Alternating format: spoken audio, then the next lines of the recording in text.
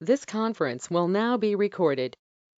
Thank you, Cindy. I talked to or Chairman Potts this afternoon, and he suggested and agreed that I'd administer the meeting as I had done for the last couple of months as we have assembled in a virtual format. But I will call the June 30th, 2020 meeting of the Heritage Preservation Commission to order. It is 5:32 p.m. The meeting is being conducted electronically, virtually via the GoToMeeting platform.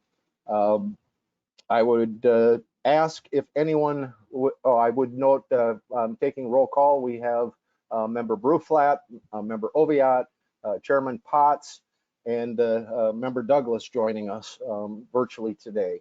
And then we're joined by guests. It looks like Marcy Lorenz, and we've already heard from Patty Kelly. So would any member be willing to move the agenda? And again, I'd remind you, please state your name as you make the motion. Emily will move to approve the agenda. We have a motion by Bruflat to approve the agenda as presented. Is there a second? Oviatt seconds. I second. Yep, good. We have a second by Oviatt, motion by Bruflat. I will just say, speak up, turn on your mic if you have any discussion regarding the agenda. Seeing nothing, I will do a roll call vote then. Chairman Potts? Here. Oh, this is on the approval of the agenda, Larry. Aye. Thank you very much. Member Bruflat? Aye. Member Oviatt? Aye. Member Douglas? Aye. Motion carried. The agenda is approved. We have the minutes from your May 26, 2020 meeting. Would anyone make a motion to approve the minutes as presented or with alterations or corrections? I make a motion to approve Oviatt. We have a motion by Oviatt to approve. Is there a second? Potts second. We have a second by Chairman Potts. And again, I'd ask if there's any further discussion to just go ahead. Hearing none, I will call the roll call. Member Bruflat. Aye. Member Oviatt. Aye. Member Douglas. Aye. Chairman Potts. Aye. The minutes are approved. We have no unfinished business. Tonight, you've received application from Patty Kelly, who operates the Thrivent business in the Joseph Mason building. So that's the Riley Tannis building, not the one on the corner across from Herbert and Gerbert's, which is the second Thrivent operation. But you can see in the packet that Ms. Kelly would propose to replace, it truly is a replacement, the previous awning had been destroyed, and she would propose to place a awning above that walk-in door on the south facade of the Joseph Mason building to the west, or back end of the building. You can see the rendering. It would be roughly a Kelly green awning to match the awning that's established on the Minnesota Avenue facade of the building. And then it would display what is the new Thrivent logo. You'll note that on the rendering, it does show a flat top of an awning. And I did have a conversation, Patty, with Jesse Spees from Mankato Tent and Awning as he was working on the MGM awning. And he indicated that it would be relatively easy to provide for a bend of that top, which then would match the opening, which would be the appropriate application. At this point, yeah, at this point, Patty, you have the floor. Anything you'd like to add? You know, as you said, Thrivent's changing their corporate logo as of June 1st this year. And so we don't, although we really like the logo, we don't really have a choice to change it or not. And so that green awning had blown down about a year ago in a nasty storm, but we knew this was being contemplated by our corporate office, so we didn't replace it at that point. And Jesse had not been able to come over to Mankato before we wanted to get this template done and to the committee, so that's why you didn't see the rounded signage. And then they have Sign Pro do the signage, and they just didn't get the bottom one changed, but that should match the Thrivent new logo on the railing. That would be the sign on the stairway fencing. Correct, correct. And a little bit of our challenge, to just be really transparent with all of you, we also have to go through a Thrivent corporate audit to look at signage. So they will be coming down here in the next month or two. So we may be back to the committee if we need to move that signage from the railing to somewhere different. And then the other one that's on the large sign with the Generations Boutique, you know, if you can see that, the second rendition where you see the whole side of the building with Thrivent Financial underneath it, that logo would be changed to the new Thrivent logo as well. Thank you, Patty. And I apologize. I did take the liberty of talking to Jesse because I couldn't get a hold of you at the moment, and I heard he was in town. And Jesse and I were hockey dads together for a number of years, so I know the family well. I'm going to open this up to questions from the commission, and there's 4 of you, so I believe if anyone just wants to turn on their microphone and make a statement, we don't have to kind of go through the roll call to let you discuss the matter. Commissioner or Chairman Potts, I see you turned on your microphone. Yeah, I did. I think, can you hear me? Yep. So now the design may change because the Thrivent logo may change. Am I right? Yeah, the Thrivent logo is for sure changed, and they rolled it out June 1st. If I will, I think Patty's statement was that they may require a relocation of the sign that is on the stairway railing. Is that correct, Patty? Correct. And if that is relocated, it probably is appropriate. It comes back. And Patty, I would mention to them that St. Peter does have a Heritage Preservation Commission. Yes, I did. I emailed them that yesterday. And they here's what we're between. Yep. Yep. Yep. I'm trying to get that scheduled with them in the next couple of weeks for them to come down. But I just wanted to make the board aware that we may be back if they have other suggestions. But it was helpful when I talked to the corporate office the first time to say we're working within the constraints of also the historical preservation committee in town to make. It's important to us, Chanel, and I love being in this old building. It's beautiful upstairs. That Paul's done some great renovation, and we love the space. So we just need to be more helpful to our members, understanding that there's a second Thrivent office in St. Peter. So that's why we want to put that awning back up, because people's perception is that the sign under Generations Boutique is helping to advertise our second Thrivent office down the road. Yeah, okay. Yeah, I have a better idea now about that. Okay, so it seems that the awning with the shape that would conform to the rounded door frame there, I think that would be nice. Do you agree to that then? Yeah, you know, that's what was originally up there, the rounded one, but that's what blew down. And then when Jesse sent me the more rectangular one, I just, you know, made the assumption that's what, it was hard to tell from the picture that he was sent of whether it was rounded or not. So it's good. We like the rounded idea. I think it's distinctive. We just didn't know if it needed to match the other green awning for Generations Boutique that Chelsea has, which is more rectangular. I would think that having a matching color kind of unifies the appearance of the building as a whole. Yeah, I think definitely the green. I was just talking about the shape. You know, is it okay to have one more rounded one over our door if the one right down the end of the building is more rectangular? Yeah, that would have to do with the opening, the void there on above the door, and it has that rounded shape. So that, yeah, that should be fit. I think having the flat ones on the front is totally appropriate, given that, you know, it's covering a traditional transom. Yeah. So, No, are there other questions for Ms. Kelly? Would This any? is Emma. Oh, yes. Go ahead, Emily. I just wanted to say that I think the design is fine.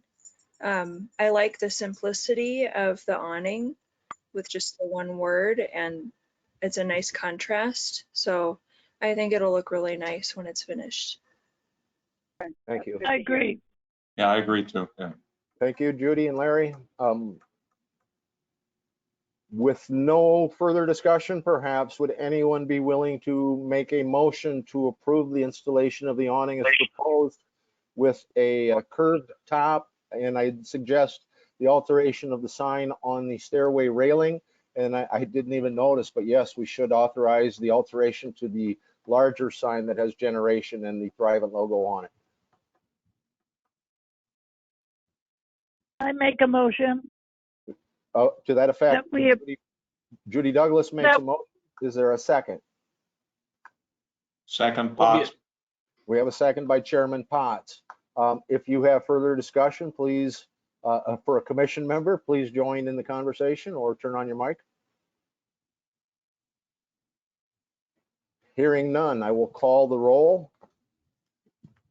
Member Oviatt, Aye. Member Douglas, I approve. Chairman Potts, Aye. Member Bruflat. Aye. Motion's carried. Patty, your only obligation would be to obtain a $50 sign permit. I don't believe that there is a building permit, but you also want to check with the building official on that. But I don't think there is, and if there is, it would be nominal. So thank you, Patty, for your efforts and your time and your commitment and your stewardship and all those things. You're very welcome, and thank you to the whole committee. I just really believe in the historic nature of downtown St. Peter, so it's very worth it to just have these systems in place for just the development of St. Peter. And does the sign permit just come through the city, Russ? Yeah, from my office. Just contact me Okay. and we'll get it taken care of. Okay, that sounds great. Good. Thank Thank you, you, Patty. everybody. Yep, have a good Yeah, evening, thank Patty. you, Patty. You're welcome. Would you like me to stay on the call for the rest of the meeting? You're welcome to, but there's no obligation. All right. I think I might go home and have supper if that's okay with you. I haven't had lunch yet today. There you go. Thank you, Patty. Have a You're good evening. overdue. Thank you so much. All right. Bye-bye. Okay, I see we've been joined by caller 3 and caller 4. Do you care to identify you? Might that be one of either Sharon or Terry or Joel? One of them's Terry. Terry, you're caller 3. And this is Marcy Lorenz. I didn't have a very good connection on my laptop, so I'm calling in. Very good. You're caller 4 then. Thank you for joining us. Actually, you're the next item on the agenda. Marcy Lorenz and her husband Jamie own the old fire station. We're going to be talking about the current fire station later in the evening, and maybe even a little about the planned new fire station. But the Lorenzes have acquired the property from the previous owner, and there has been considerable delayed maintenance in maintaining the structure to the detriment of its appearance, structural integrity. If you visited the site, like I hope you did, you noticed a number of the brick facade is disappeared. There was ill-conceived attempts at tuck pointing at times, and there is significant deterioration of the joints, most noticeably on the lower portion of the building. And as Chairman Potts and I discussed this afternoon, it very likely might be because of splash and snow storage and salt and some other things that aren't necessarily compatible with a healthy brick building. At this point, the Lorenzes would like to make an investment into the building. They currently occupy the lower level where Marcy has her bookkeeping and business-to-business accounting service. The upstairs will soon be vacated as the tenants would leave. and Lorenz have some plans for improvements to the interior of the upstairs. But they're before you tonight. They're looking for 3 approvals. One would be the approval to replace a large number of the windows. The second would be to replace the plywood in the entry, which used to be the void for the garage door where they bring in the horse and carriage. And then third would be to treat the lower level of the building in a manner then that would help preserve it at least in its current condition and provide a cosmetic treatment to the structure. The first would be the replacement of the windows, and I did have the numbers. You can see on page 10 the 3 window set in the front, and then a number of the windows, and Marcy has her post-it notes on those indicating the number of windows, and I believe Marcy told me there were 14 perhaps that in total would be replaced. This is a product that had been utilized in past renovations or I won't say rehabilitations, but window replacements. The other would be, well, why don't we tackle the windows first? And I'm going to go through this, and I'm going to open it up to Marcy, and maybe Jamie's with her, I'm not sure, but Marcy, do you want to explain the window replacement and more specifically a little bit background on the product? Yep. So on your first of the pictures, which is page 10, is the front of the building. And those front 3 windows we're looking to replace those. The product would be similar to the lower level. It's not the exact same. The ones on the lower level in that picture are an older style, and we're looking for an upgraded commercial, something with a good, what's the word I'm looking for? Efficiency. And so we are looking to match the color to the dark bronze color, which is also the same as the majority of the replaced windows within the historical society, or within the historical downtown St. Peter for the commercial building. So those front 3 windows would be replaced. Then on the side, on the north side, we are replacing 2 lower windows and 4 upper windows. It looks like the pictures got flipped upside down, but on slide or picture number 14, I put my sticky note covering one of the windows only because I also wanted to cover that vehicle, and I scratched out the license plate. But the first 4 windows there, we're looking to replace on the top, and 2 lower windows. And then on the south side of the building, we are also looking to do the exact same. The first 4 windows on top, and the lower 2 windows on the bottom. And although our goal is to be able to replace them all financially, we need to do this in steps because the dollar amount on commercial windows is a significant investment. Questions on the windows? Yeah, Marcy, I'll kind of go. We're going to go through these now in a roll call fashion, and I'm going to start with Member Douglas. Do you have questions regarding the window replacement request? No, I thought Marcy went over everything. Okay, Member Bruflat. I think it sounds like a great idea. I'm looking forward to seeing what it will actually look like when it's completed because, as you said, just the deterioration and everything. So I'm looking forward to seeing the finished windows and the color difference. I think that'll be really nice. Yep.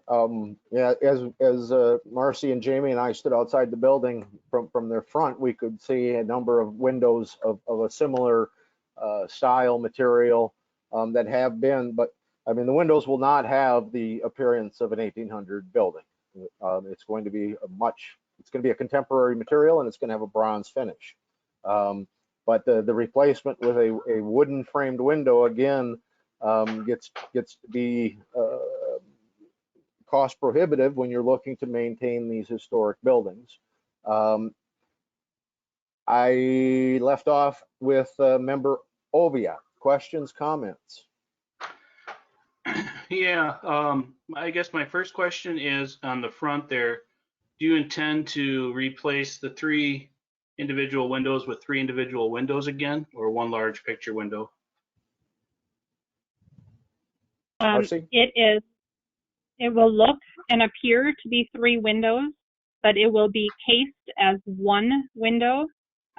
So it will have 2 outer windows that will open and close just as normal, and a solid state center window is our intent, just because it is, again, a commercial, but also a maintenance-free window that we hopefully will have generations to be able to enjoy. So can I ask if all 3 of those panels are the same size then? The 2 opening panels and then the center panel, which you said would be closed, are those all 3 the same size?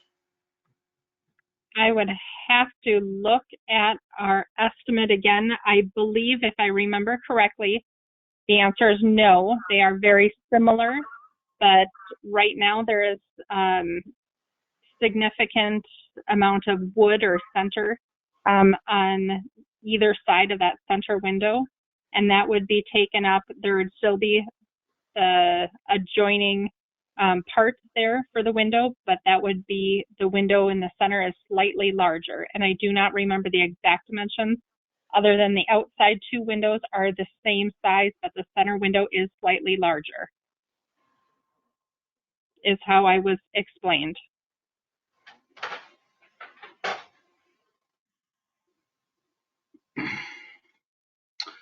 I would recommend that they be all 3 the same to represent the old windows. I'd feel uncomfortable if the middle was disproportioned.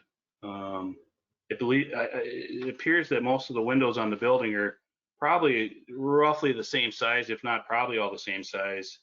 And I think that would change the look of probably one of our most historic buildings downtown. I don't know how everybody else feels about that.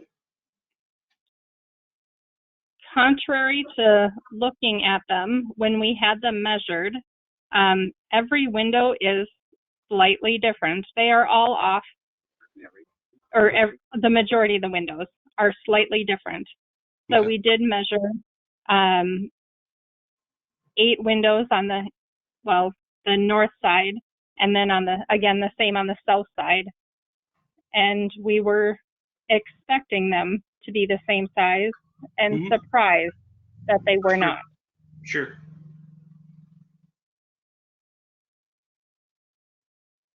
I guess without seeing, exactly what you're proposing on the front, I'd have a hard time approving, an enlarged center window. That would give it quite a different look, Yeah. and a different time look. Something more from the 30s, 40s, 50s in style. Makes me think of a dentist office for some reason. I don't know. That's I don't know, neither here nor there, but I would prefer to see those windows be the same size or real close to the same size. As we were putting together the agenda, Marcy and Jamie were out of town, and so I wasn't able to perhaps get all of the materials that would be presented. But yeah, the symmetry of that front window, I do think is important. I had not looked at a photo from the, I don't know if they had photos in the 18 when the building was built, but I had looked at the original photos. Perhaps, and with the absence of the literature on the window and the design, perhaps it would be appropriate and desirable for me to assemble that And if you'd be willing to, again, assemble as an HPC in a special meeting after a week or so, perhaps we could get that and we could have a little bit more information for you to make the decision. I don't think that would necessarily put off the Lorentz timeline significantly if we can get it done in a week or so. But then I would get the literature on the windows. You can actually see, I'd try to assemble a photo from Mr. Sandine at the Historical Society, if you think that would be advantageous. Well, I think We do have, Oh, this is Marcy. yes. I do have an original photo of the picture from downtown, and where my sticky note is, there was a window there. It has been replaced with all brick. The city did that. The city did that. Then the 3 windows that I'm looking to replace were of a different size originally than what they are currently.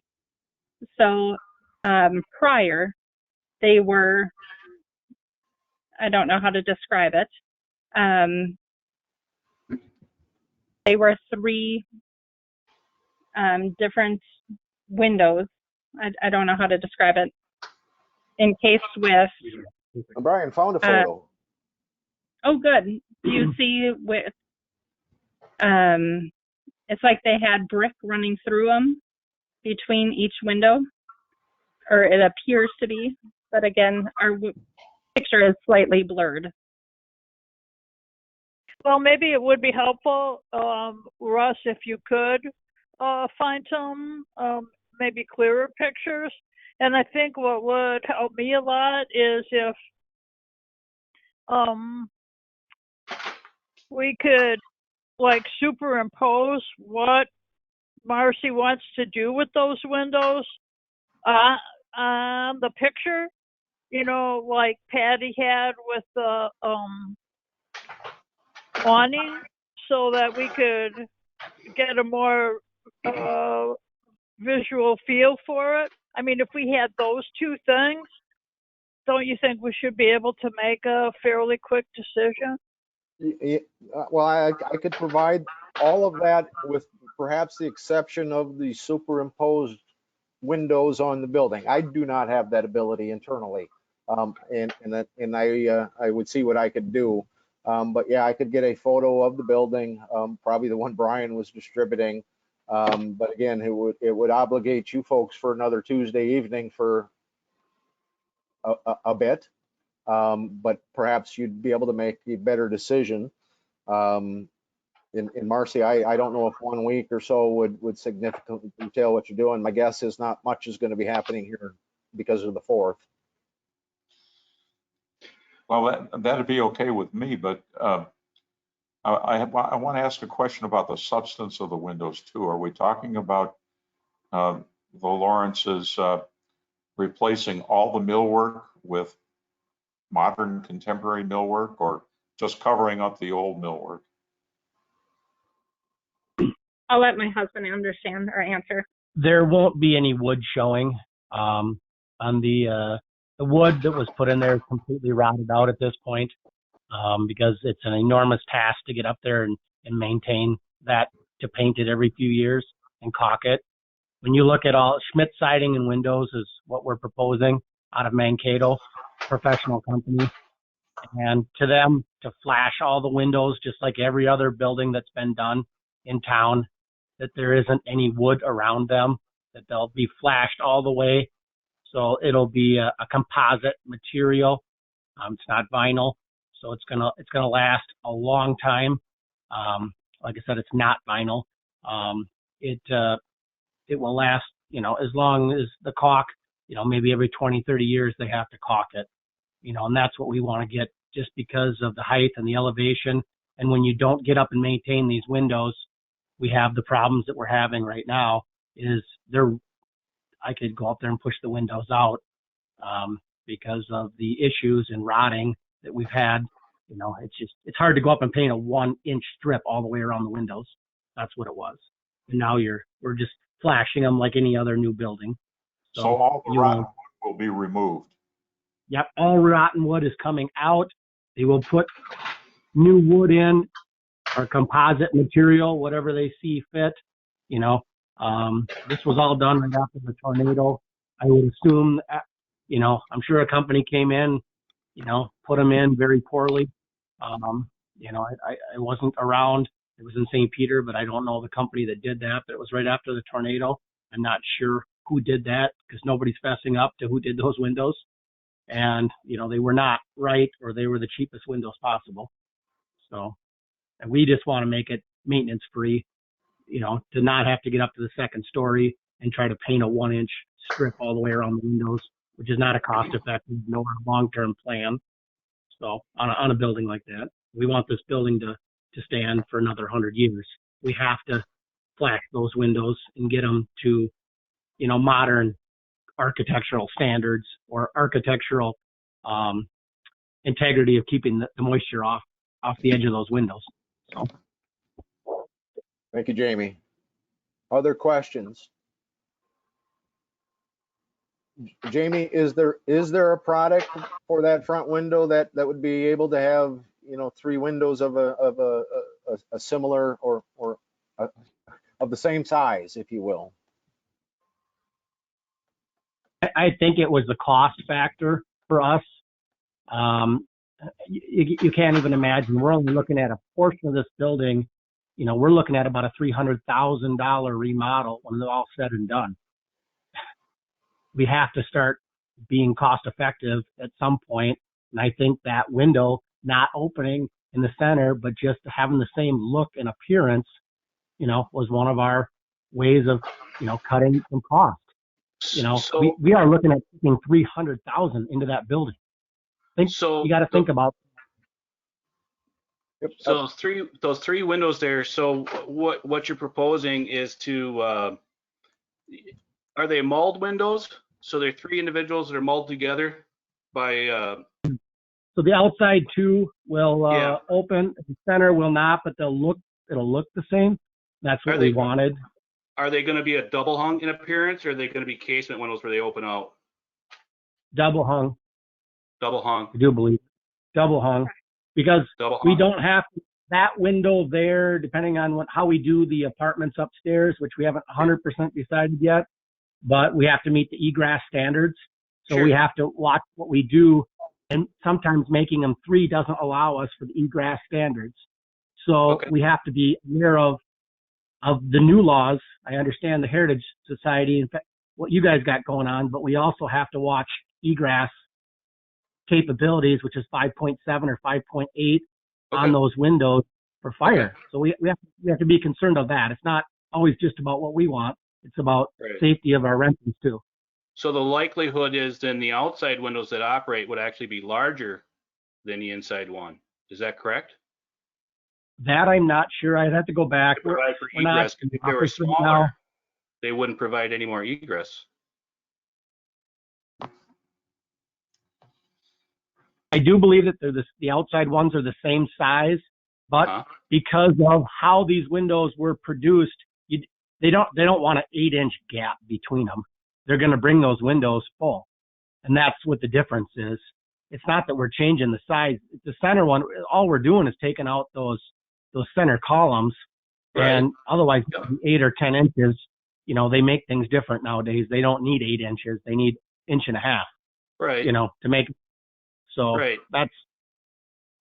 But they can divide the window into 3, correct? I guess I would have to go back and I'm just curious. It was a cost. We just had, that was one window that we, we're looking at over $100,000 just in windows in this building, and it's a big dollar, and that's not even remodeled, and that's just the start on the windows. So we have to be cost effective, in different areas here to make this thing cash flow and to make us want to stay and work on this building. I can't. I mean, I'd love to have no budget, but that's not a realistic idea. So it definitely was a cost factor that Schmidt Siding came up with to help us get these numbers down. And, so if you want to meet next Tuesday, we can get the pictures of exactly what we proposed. We can certainly do that, but we are definitely on a time crunch here to get on the schedule. for this year, make everything happen. So I'm sorry, just give me a second here. We just are not, we don't have the information that we need to make a judgment here. And this has not been put together as a proposal. There's been some pictures of what it looks like now, but, and believe me, Lawrence, as we want you to do this project, don't get the idea that we're trying to obstruct this at all. But there are some details that will make this project work better for the appearance of the building and the appearance of the whole district. So that's where we're coming from here. I would really like to see some pictures of what the windows look like. If Schmitz is doing it, they should have pictures of the windows. And we're just not prepared to make a move right now, it seems to me. Yep. Would Chairman Potts, would you make a motion to table the matter until next Tuesday evening at 5:30? Well, we have the other part of this to deal with, and that's that skim code or the EFSF project too. So I don't know whether we want to separate that or keep that together and talk about the whole thing next time.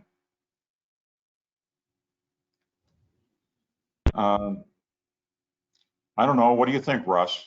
Well, I would, like I said, as I was putting it together, Marcy and Jamie were out of town. And so I had some questions. I was not able to get in contact with them. So yeah, perhaps it would be best. I'll get the literature on the windows. Jamie and Marcy and I will have some discussions, and we can bring the whole matter back to you at your next meeting or at a special meeting, if you're inclined to commit the time. I'd also like to know more about the EFSO material and what's planned there. Yep.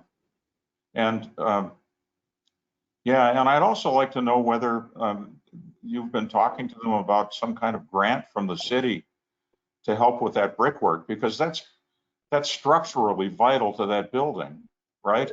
Yeah, we've discussed the likelihood of the Lorenz's of seeking a loan from the Economic Development Authority, which it is a 0% loan, and it's only $25,000, but it is some assistance.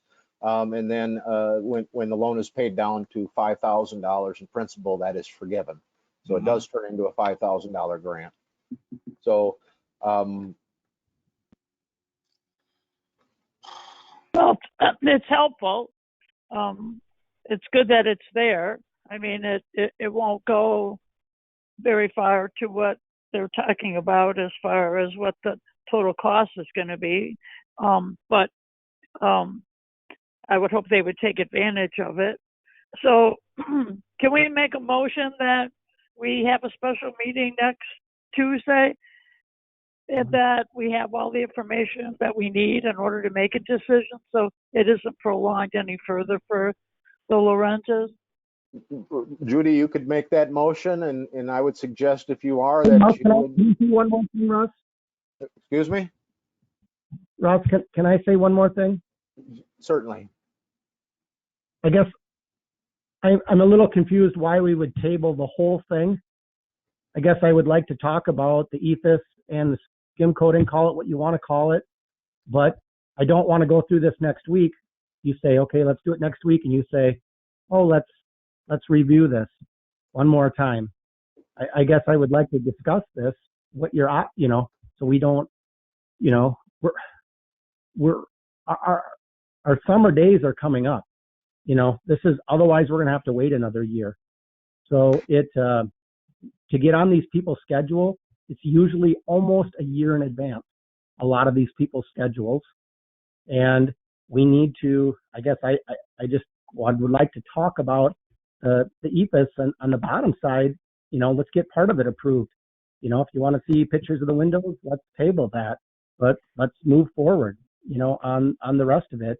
So next Tuesday, you don't say, well, we need more information. I can have that information for you. We can do it all at once. That sounds reasonable. And if it comes to making a motion, the motion could be made to table the windows portion with a motion to approve the rest of it, if that is what's forthcoming from the commission. I would suggest that we jump to the discussion regarding the replacement of the plywood with the gray tin within the entry on the 3rd Street facade. Jamie, do you want to explain that to the commission? And again, I hope members had the opportunity to visit the site. Okay, has everybody visited the site?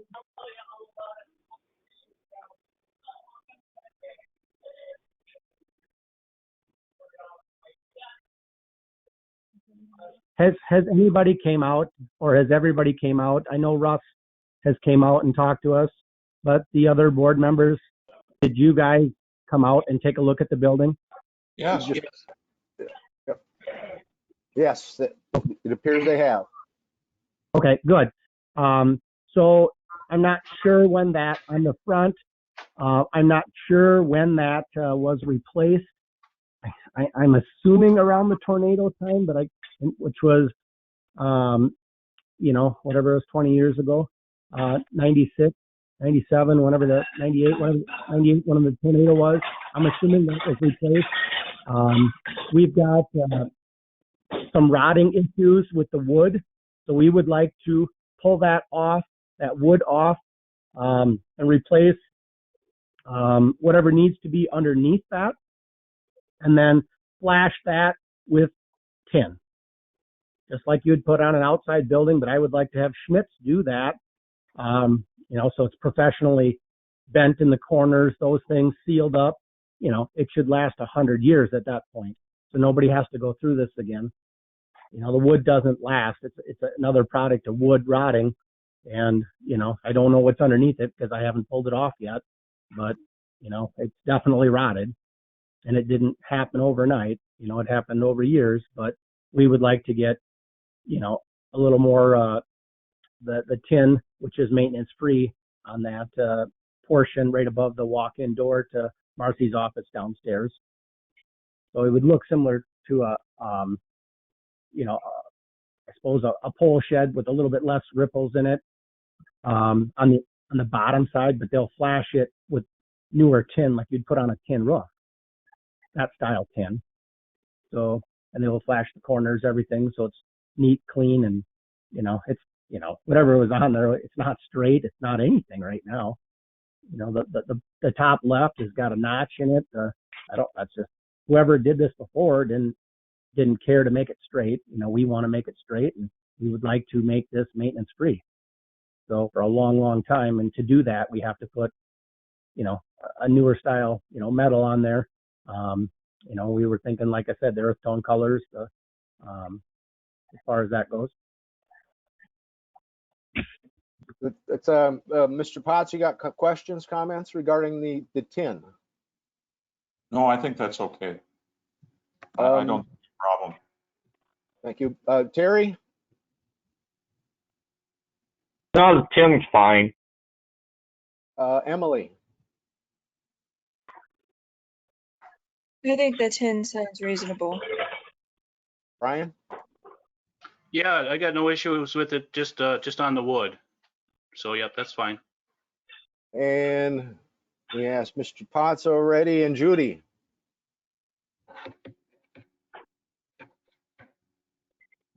Judy Douglas?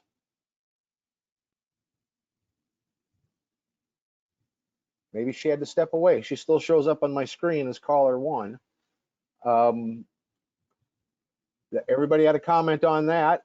The next would be on the installation of a covering material, and the proposal is to use ephes, or a synthetic stucco material. You can see that there's considerable deterioration. Parts of the bricks have actually fallen off. Again, there's been ill-conceived attempts at tuck pointing that certainly wasn't done by any craftsman, or probably even an unskilled labor or mason. What they would like to do to treat the building at this time would be to install a coat of ephes, or again synthetic stucco, to the bottom sill of the lower level windows. It would cover the deteriorated brick and protect it from the elements.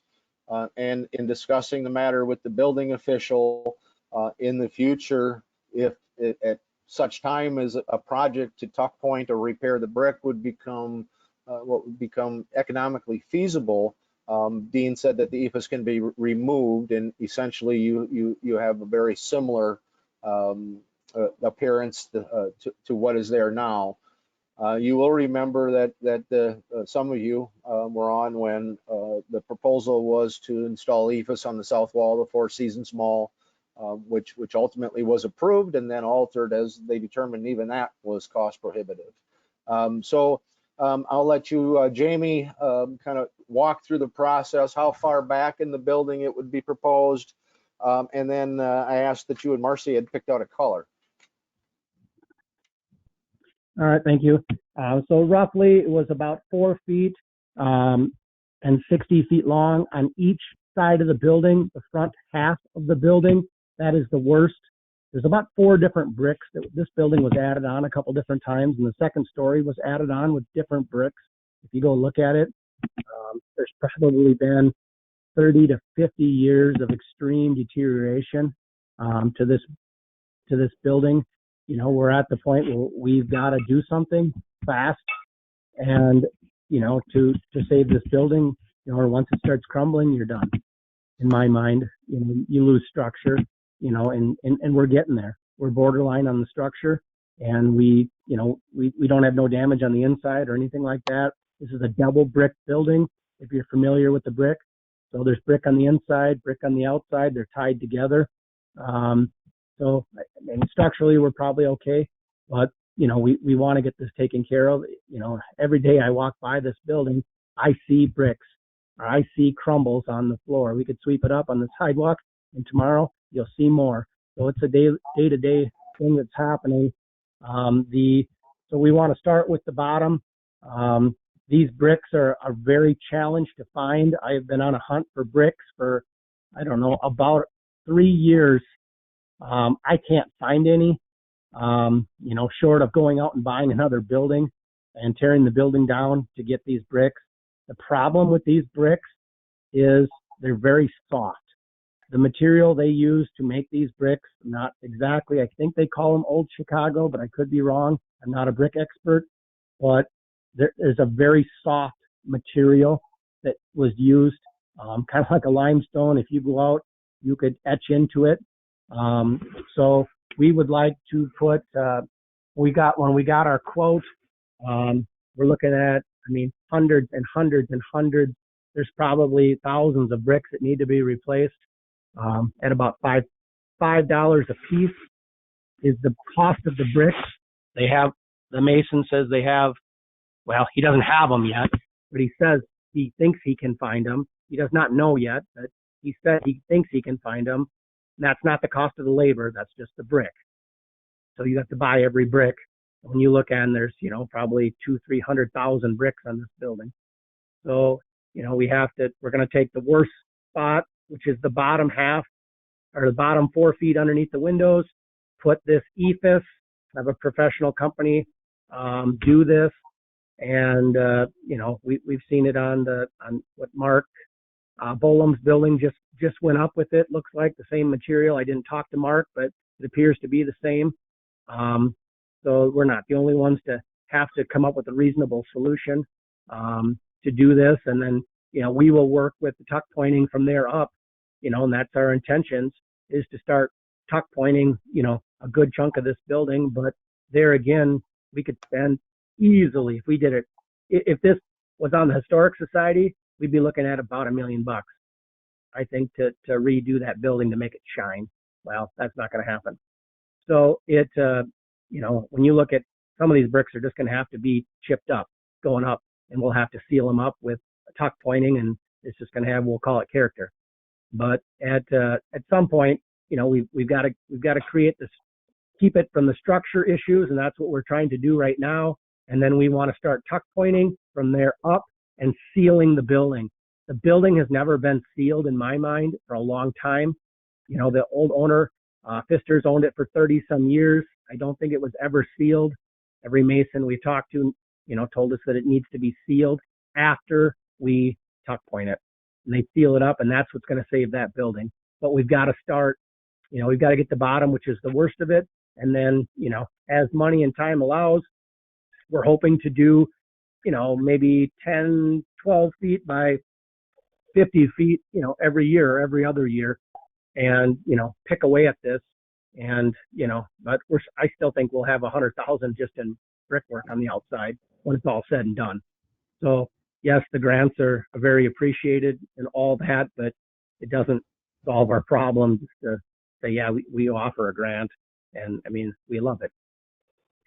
But Thank you, Jamie. that's where we're at. We'd like to put the EFS on the bottom. Members, this is nothing I take any joy in, but I'd recommend that this is probably the most important, appropriate treatment at this point, given the cost prohibitions and the desperate need to do something to help maintain that building. I'm going to open it up for your comments, and we're going to go one at a time and start with Terry Bergman. Any comments, questions, concerns?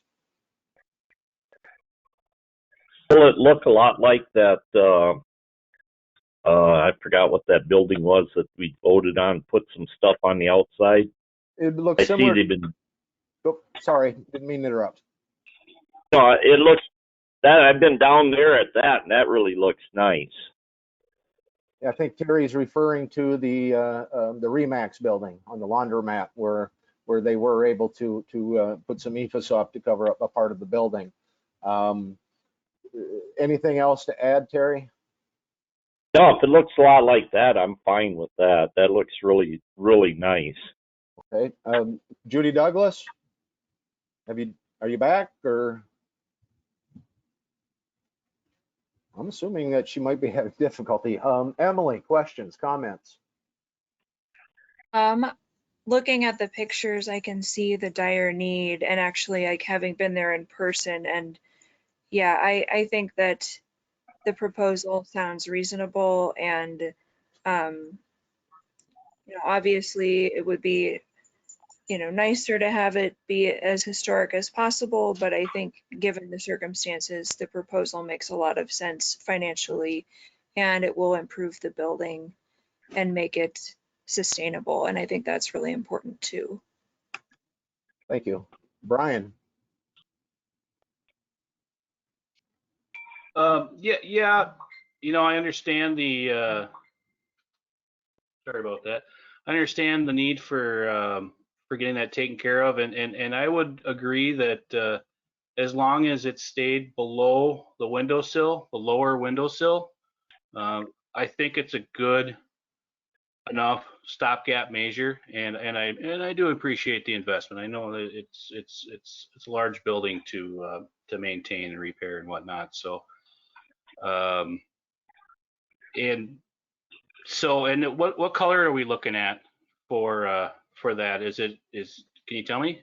We haven't 100% picked the color out because we haven't got your approval yet. Sure. But there's unlimited colors. So we are definitely thinking earth tone, very, just blend in as much as possible. Yeah, right. But it's a gel coat. It's not a gel coat, but it's actually in the cement. It's actually a cement. Yep. The stuff. Yep. It's impregnated. Yep. So it's right into the impregnated into the materials, so it doesn't fade or anything like that. Sure. Yep. The only downside to these is a little bit if you run a snowplow into it or something like that.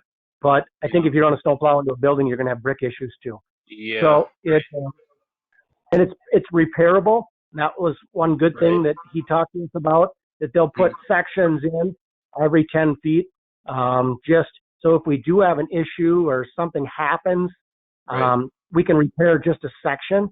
So that was good to know on our end of it. We didn't realize that they were going to do that. So that was kind of good. The color we have not picked out, very earth tone. We have a color chart, just like going to the paint store. It's from it's from one end of the rainbow to the other. There, but very earth tone is what we were thinking. My thought is to try to find a color that's kind of the happy medium of all the remaining, the mortar. In the gray, I think would be appropriate in my mind. But two questions I have, and one is the application of the EFS product. Are they using EFS? Is that the product they're using? or which product are you proposing? Yeah, I do believe it's EFIS with the stucco on the outside. Okay. I'm a little unfamiliar with the product. It's styrofoam attached to the building with stucco on it. That's exactly what it'll it is. be an inch and a half. It'll stick out an inch and a half. Okay. You know, so there is some value in insulation too. Sure. There's no insulation in this building. Sure. So, you know, it's going to help us with a little bit of insulation. I know it's not all the way up the wall, but we'll take Right. whatever we can. And, you know, Right. it's hard to finish the inside when we have, you know, the radiators and different things. So we're kind of, you know, have to find other ways of insulating this building too. Sure. So as it's attached, is it screwed directly into the brick or the mortar joints, or is it, I don't know if it's like a mastic where you just cement it right onto there and then you go over the top? Do you know how it's attached? I have no idea. We never asked that. I would assume that it's, you know, pretty durable. It's going to stay on, but obviously I think if we need to get it off, we're getting it off. But you know, but it's probably going to pull some brick if it comes off, you know, just because you got to bond it. You know, but you got to get it bonded enough to not fall off, but he does guarantee it not to fall off. And that's what he does for a living. He's got an estimate out of a guy in Mankato. And that's my concern about going any higher than that. It'll definitely be we want to see underneath the windows because the bottom lintel are Casota stone. Yep. And once we get that all done, we'd like to get those power wash clean, sanded. They're kind of moldy looking. Okay. So we would like that's the next thing we start working on. You know, and I think that those are going to shine, and that's what's going to make that building bring back the pop to that building to its original. We are definitely, they won't be above any of the windows except for one on the north side. I don't know who put that window in. I'm guessing the city did. Fire department changed that window and it's lower on the post office side. I don't know why, but that window's way lower and it's different size. So no bottom lintel on that one. So there's one window on the north side, which nobody ever sees because the post office parks their cars there all the time. But there is one window on the north side that it is like 2 feet different than any other window in the building. It's a different size and it's different height. I don't know why it ended up that way, but we're not moving it. Yeah, I don't, that kind of seems like a one-off to me. I don't think it really affects much. It was added. If you look at the building, there were some windows that were changed over the years, taken out. We spent a lot of things, you know, and I think the city did a lot of that because it was the fire building and then it was the city office. So is there, so once you put this EFIS product over it, it's my understanding that the bricks have to breathe a little bit. Is that correct? Is that what you're finding with your mason guys? Does that affect that? Will it allow these bricks to just come off? It definitely has.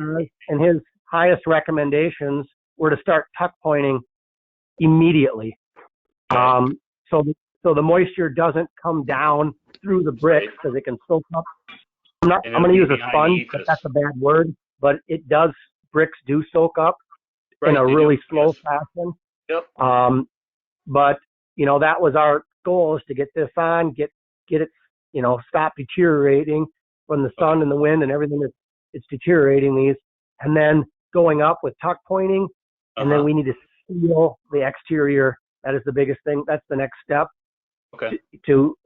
Otherwise, we could be rotting those bricks, bad term, but inside out with not even seeing it, you know. So it is our plan to move forward, but we have to take the worst of it and move forward. Right. Yep. Well, like I said, I reluctantly agree to the EFIS below the majority of the window sills. Let's just leave it there. And I guess we'll leave it up to the building inspector as far as proper installation. I guess like I said, I'm a little hesitant because of moisture getting in behind that EFIS into the bricks before you get a chance to fully tuck point and, you know, seal those above bricks, because right now they can weep if they need to. I don't know if they can weep once you get the EFIS over the top, or if it's going to develop worse issues. I've done a smidge of research on it, and it says you can develop worse issues by putting ephes over bad brick. So I guess I'll leave the installation up to the building department. But yeah, as far as aesthetically, yeah, below the windowsills, I'm fine. Neutral color, somewhat in keeping with the existing mortar would be my recommendation. Thank you, Brian. I would note that previous commissions have authorized me to work with the building owner to pick out that final color with an understanding, yeah, it would be a very neutral color and attempt to perhaps match the mortar that's original to the building. Chairman Potts, you haven't had an opportunity to comment. Well, what's the top line of this ephes material going to look like? How is it going to be finished off? It sounds like it's wainscoting for the outside of the building. And so how is the top going to be finished off?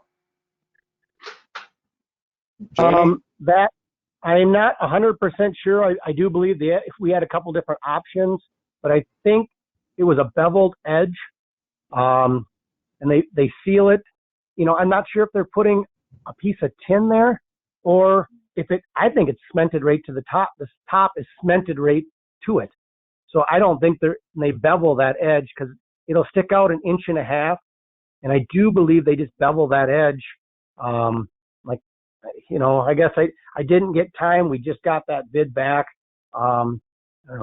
yesterday or the day before, because we got our first couple bids and we about fell over. So we had to go back to the drawing board and come up with another solution. So we didn't get a chance to call him, but I could definitely do that, and next Tuesday, we can definitely have a better answer for you guys. And that's why I wanted to go over all this. So if there is little details, I can have those for you. I apologize. I never asked every question. I just had to get the bid first and see if it was, before we asked too many questions, because if it came in too high, then it doesn't matter. So thank you, Jamie. So one more thing. Are we talking about then the front 60 feet on both it'd be the north side and the south side of the building? Yes. But not the front of the building. The front, right. Well, if you look, that's a different brick altogether. It's a whole different brick that was added later on the building, but just the sides, north and south, first 60 feet. Yes. Okay. I just wanted to be clear about that. Yep.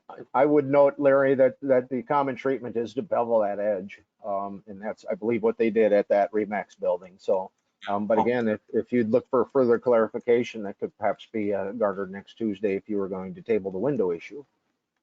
I think at this point, I'd like to make a motion that we table this proposal, the whole thing, and take it up at an irregular meeting. It doesn't have to be Tuesday. It could be Thursday or whatever. Because I haven't heard any hard answers to anything. It's like hand waving. Nobody's sure of anything in this project. And I just don't feel that we know enough to make the right judgment on whether this should proceed. I just think that the applicants have not been prepared properly to present this project. We've seen pictures of how bad it is, but we haven't seen any indication of what it might look like with the changes made. We haven't seen a picture of the ephes material. When we've approved that in the past, we've actually seen the material that's been brought to a meeting. I know we can't do that now, but it would be nice to have these things sort of tied down. I wouldn't suggest that that's inappropriate. Would you make that motion? I'd make that motion. To table the matter until we're able to assemble again in special session. And I would make that motion. I would second. I'll second it. Okay, we have a second by Oviatt on a motion to table. There is no discussion as per Robert's rules. So I will call the roll call. The motion made and seconded is to table the matter until the HPC is able to assemble in a special meeting to consider more details on the proposed alteration. I will call Member Bruflat. Aye. Member Oviatt, Aye. Chairman Potts, Aye. Member Douglas. I almost think I hear something, but I don't. Member Bergman. Aye. And then thank you. Jamie, please give me a call as early as you can in the morning if you've got time. And we'll get some things settled and try to get some more additional information. I apologize for not getting everything that perhaps was appropriate and necessary for tonight. But thank you, Jamie and Marcy, and I will be in touch very, very soon. All right, thank you. Okay. The last item on the agenda, members, is as the city council has contemplated the construction of a new fire station at the top of the Broadway Hill. Russ, can I stop you for a minute? I got to get my power cord. Oh, I'll be back certainly. in like 1 minute. Thank you. All right.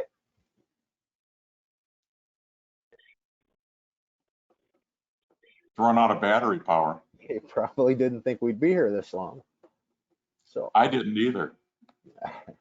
I really wish we'd had some firm answers about those things. I apologize. Like I said, as I was putting the agenda together last Wednesday and Thursday, I didn't know that they were out of town. So I thought I could call them, get answers, throw it in the agenda, and we'd have a packet. So I apologize. I hope everybody is safe.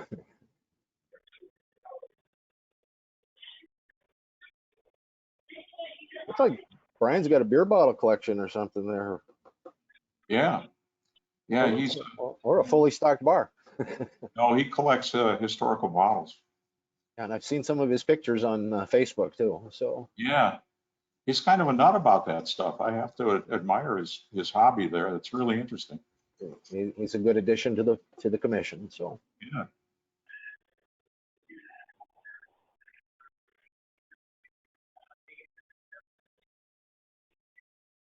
Are you ever going to come back to the meetings? yep. Well, hopefully, maybe even next month we'll be able to assemble in person, or like the council's been doing, it's a hybrid. Some of them feel comfortable assembling in the council chambers. Others that perhaps have some health concerns have chosen to do it on the GoToMeeting. So it's kind of been a hybrid, and I've done both. I've been at the meeting room and at home. So, yeah, we're waiting for further direction from the governor and the city administrator on that matter, Terry. Thank you, Brian, for powering up. Thanks, Rudy, guys. As the council has contemplated the construction of a new fire station at the top of the Broadway Hill, they've considered utilizing funding from the rural development, which is part of the USDA. So as it would be federal funds, then that triggers the State Historic Preservation Office on what they call a Section 106 review. Section 106 being of the federal code that says if there's federal money, that there has to be an opportunity to review and comment. You can see in the correspondence, my original correspondence to rural development and then ultimately to SHPO was that the city council plans upon the construction of the new fire station to dispose of the asset. The city does not intend to maintain the property as a city property or a garage or of that nature at this point. The city council has made no final decision regarding the disposition of the current fire station upon relocating to the new one. There are a number of options. One would be to offer it for redevelopment as a standalone property. And truthfully, there has been some interest expressed to the city administrator from some local business persons that would like to perhaps acquire the fire station as it exists. From time to time, the city has issued what we call a request for proposal for the development of municipal parking lot number 5. That would be east of the Family Dollar and south or north of the Ameriprise, where you approved the installation on the north wall at the last meeting. We've gone out for proposals a couple times, and at the most recent, the developer that was looking at parking lot 5 said it would be more desirable if it was made available with the fire station property. Would not have been his intent to maintain the fire station. That would have caused the demolition and the redevelopment of the fire station site with new construction done in concert with municipal parking lot number 5.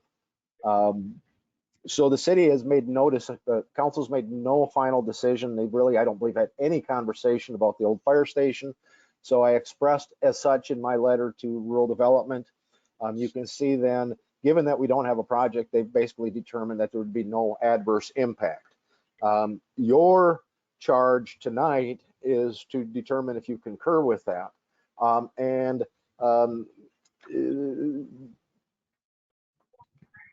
To make a decision on whether is the current fire station constituted historical asset, which is worth preserving, and then that would mean that if RFP is proposed, that it would not allow for the demolition and redevelopment of the fire station site. One of the issues is that the fire station isn't on the National Register, but it is within what they call the view shed, or it can be seen from other properties that are individually on the National Register, including the courthouse and jail, the Carnegie Library, which is now the Frey Salon, the Armory, which is now the Capitol Room, and then as well as the St. Peter Commercial Historic District.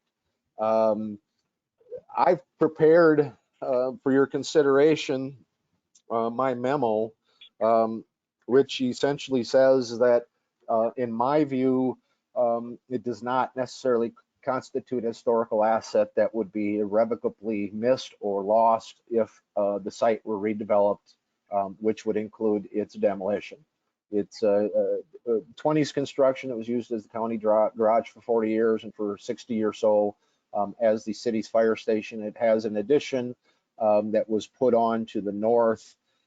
It has a very, as I said, an institutional or utilitarian design. It has really no architectural elements that I would consider to be impactful, important.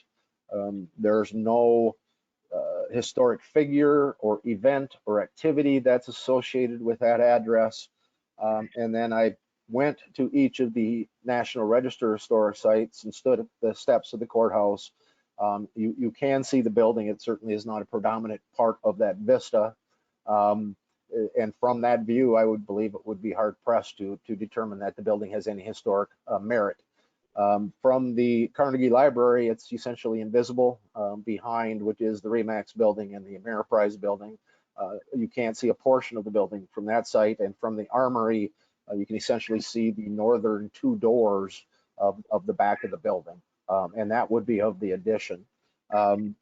Essentially, my finding would be that if the property were offered for development, it would not necessarily preclude the demolition and redevelopment of that site. I would open it up to comments, questions, and I'm going to start with Member Bruflat. Yeah, thank you, Russ, for all of that presentation. And in looking this over, I've been thinking about it, and the fire hall doesn't seem like that kind of building would not be able to repurpose that building for very many other things. And so given that and the things you've said about its not so historic nature, I think I would be comfortable with this resolution. Yeah, just as is. So thank you. Brian, comments, questions? Yeah, I was looking through here, and one of the things that I looked at was the SHPO recommendation from May 27th, 2020, where it states that this came from a report from 1998. I'm assuming that the city was looking for historic properties for funding at the time, but neither here nor there. Despite the fact that it is not eligible for the National Register, the building contributes to St. Peter's historic building stock, and it is recommended that its preservation be encouraged. And this is 1998. It goes on to say that while we don't consider the property at 227 Mayberry Street West eligible for listing in the National Register of Historic Places, it's within the visual, the view ship that you have. And it's also a national, not national, but a local landmark. Everybody knows where the fire station is. it goes on to identify this meeting that we're having now, and states that at a minimum, the HPC should be given the opportunity to review the results of your agency, efforts to identify historic properties. And basically it says that if your agency has already completed a consultation and the HPC, and there are no concerns expressed by them, then you can disregard the recommendation. So SHPO's recommendation to me is to preserve it because it is in the historic preservation district, which I believe is our charge to preserve. And they're going on with that. And then the last paragraph that I see is, according to Mr. Willie's letter, the city has no known plans for the property, so there is no reasonable foreseeable effects to the nearby historic properties which we can comment on. Based on the information available to this time, we have determined that the proposed project will have no effect. Well, if we have no plans, obviously there's no effect. So I guess I would vote to, based on SHPO's findings and our charge as the Heritage Preservation Committee, I would say you got to keep it. It'd be a shame to lose that, to empty that lot out and have another lot 5 on our hands. No, thank you, Brian. Yeah, I don't think the city would intend to demolish the building, but if it was offered for a redevelopment and the developer had plans, it would cause the redevelopment of that site as well as parking lot 5. But again, the city council has made no final decision as to the disposition of how they would intend to get the lot, and certainly, yeah, we'll see what the commission has to say. So we'll turn. If anything else to add, Brian? No, I think I've said what I think I got to say. Thank you, Mr. Yep. Potts. Well, I do have a couple of things here that I want to bring up. One is that they're not going to break ground on the new fire hall until maybe 2021, and maybe this time in 2021, and it'll be another several months before the new fire hall is done. So there's about a 2-year horizon there, and I'm uncomfortable with the commission giving basically the go-ahead for demolition this way so early. I mean, when I read that resolution that you've put together, at the end of the dozen whereases or whatever, it comes down to, I think you even used the word demolition before, or repurposing. I'm bothered by that. We are not supposed to be, we're supposed to be preserving. And Brian made that point, I think, very nicely. As to possible uses, that place would make a terrific brewery, a microbrewery. In fact, that's what they've been doing in Mankato with places like that. You go down by Hy-Vee, there's a place that's opened up that used to be a garage. If you've gone to La Brasa on Central Avenue north in Minneapolis, that was built inside a garage. They had to take out the pits to, where they change the oil and fill them in. So what happens in the warm weather is they open up the doors and people get to have the outside dining experience. And I took a walk through that building the other day. I went down there and coincidentally, it was completely open. Every door was open in the place. There was one guy in the back working on an engine pump. And I just walked around and looked. And that building is in great condition. The firemen have taken terrific care of that building. The floor is even good. I mean, amazingly so. The building looks structurally solid to me. The ceiling looks solid. Everything's been painted white inside. The meeting rooms are great. There's a kitchen area and whatnot. I mean, the place could even make a daycare center. There are all sorts of uses that could be made of that.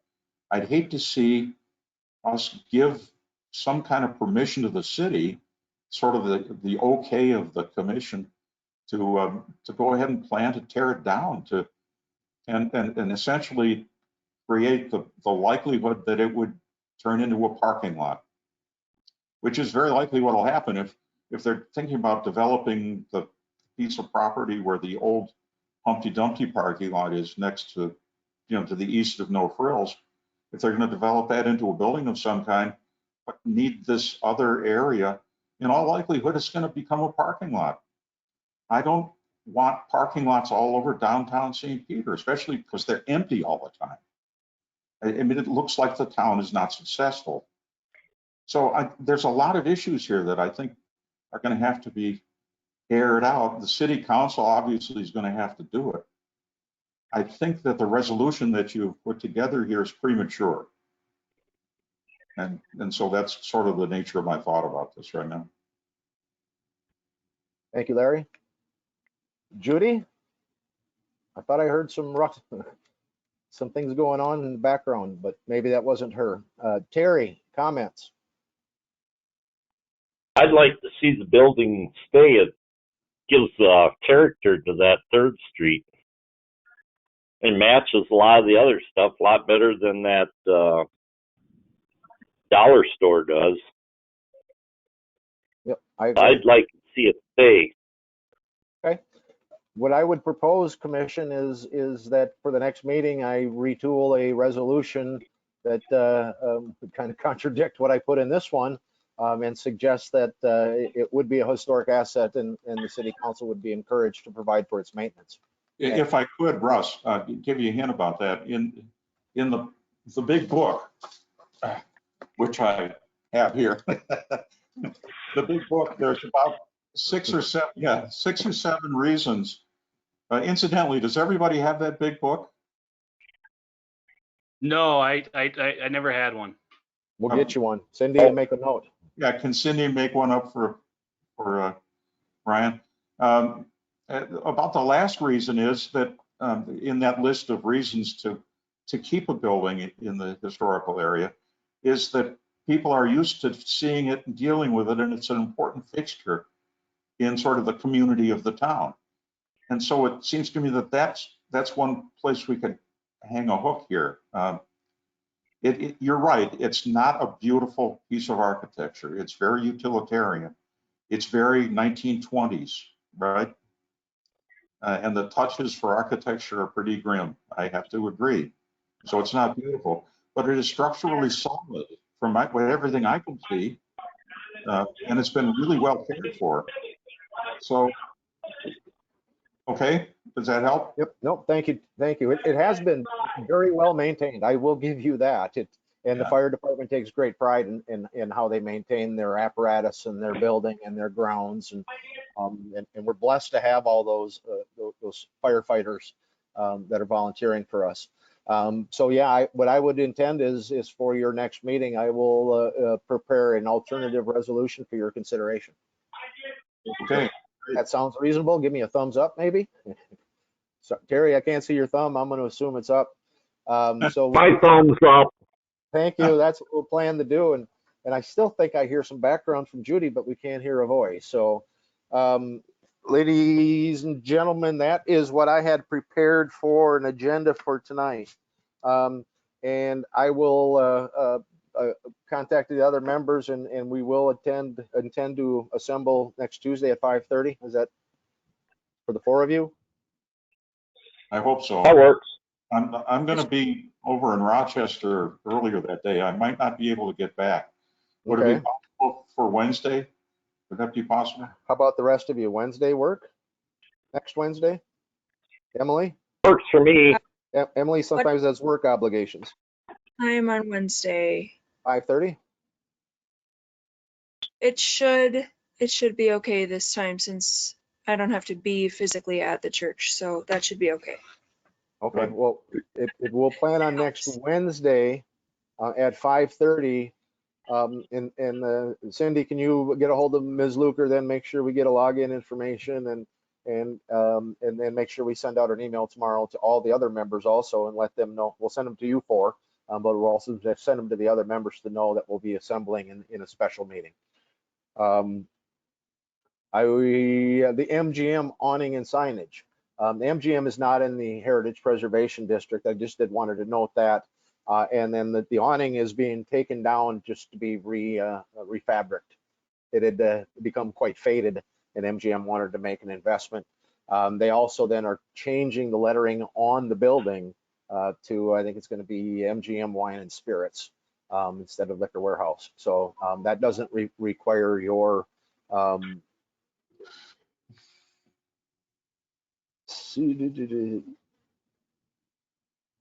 Cindy's asking, do we need to table the item? I thought we already had a motion and a second, and there was no discussion, and we voted to table. Is that how you remember it? Is she meaning the fire hall? No, we just don't have to. We just don't have to take action on that. The resolution wasn't moved, so there doesn't need to be an action item on that. Thank you for checking, Cindy, though. But the MGM awning and sign, it's not in the HPC. They'll be replacing that. And that's what I have for tonight. Sometimes I ask if there's questions. I know we've gone an hour and a half, so maybe there's no tolerance for questions, but why don't we adjourn? And if someone wants to hang out. Russ, I have a question. Yeah.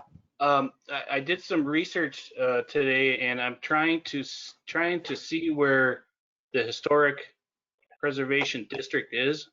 Can you provide a document that spells out what buildings, properties we consider here in St. Peter? Actually, if you go to the city's website and go to my department, community development, you can go to the comprehensive plan. Okay. And one of the maps at the back of that is the zoning ordinance. And is that the 2016 one? That's the most recent. Yep. Okay. And so the HPC district hasn't changed since I got here in 2001. So we have the Heritage Preservation District established by the council. And then we have the National Register of Historic Places, St. Peter Commercial Historic District, established by the federal government. So all of the federal is within the cities, but not all of the cities is within the federal. So but it wouldn't the church next to the MGM, wouldn't that be in it? That's an individually listed property. That's not within a district. That's just an individually listed, like Old Main. Okay. And truthfully, the courthouse and jail, I don't believe are in the city's district, but those are individually listed on the National Register. Can I say, interject here, that I went to that 2016 plan today looking for the map this afternoon, and the street names are not there. So it's really hard to figure out where things are. If we could have an expanded version of that with the names of the streets, it would be Cindy will make a note. I'll get you actually a blow up that just has the downtown and the Heritage Preservation District. You don't need to see the industrial park. You don't need to see, old Minnesota or Minnesota Square, but I'll get you something that you can have that kind of shows distinctly. There was a lot of gerrymandering in the 80s when it was developed, because not one of the three banks downtown are in the district. Yeah, right. So, I'm sure there was some influence back then, but I will make sure you get that. And Cindy, I'll have a note for me when I get to work tomorrow. All right, thanks, Russ. No, thank you. That's the kind of thing, you let me know if you need stuff like that. I'm glad to have it. Yep, absolutely. So, would anyone move to adjourn? Can I, before we adjourn? Yeah. There's an issue that concerns participation in this commission. I don't know whether Judy Douglas has been listening to any of this. She misses most of the meetings. Sharon Latinsky has been to only a couple since she joined the commission. I think a reminder to everybody on the commission of the importance of attending meetings would be in order. And I will write that reminder or send it by email if I have to myself as chair. But we need everybody to participate. We really do. It gives us credibility when everybody participates. Yep. Yeah, I know Sharon had said she'd have difficulty getting her agenda packet, and so we made sure we sent her one this morning. She did participate on the phone last time, so I was surprised she didn't join us tonight. I don't know what happened to Judy. She still shows up as she's still logged onto the meeting and her microphone's on, but I can't hear her. So she may be having technical difficulties. I know it's been difficult on a lot of people to participate in these go-to meetings, especially when we have our guests that we invite. And I truly hope that we can put an end to it at some point in the future. But I know that our health is paramount and utmost important to all of us. So Okay, I so appreciate your efforts. after defecating in public like that, let me make a motion that we adjourn. Is there a second to the motion? Oviatt seconds. We got a motion and a second to adjourn. Emily, yay or nay? Aye. Brian, Aye. Larry, Aye. Judy, if you're there. I got my headphones on. I can almost hear something, but it's not a voice. So Terry, adjourn? Aye. We are adjourned. Thank you very much. Cindy, if you'll end the meeting, please.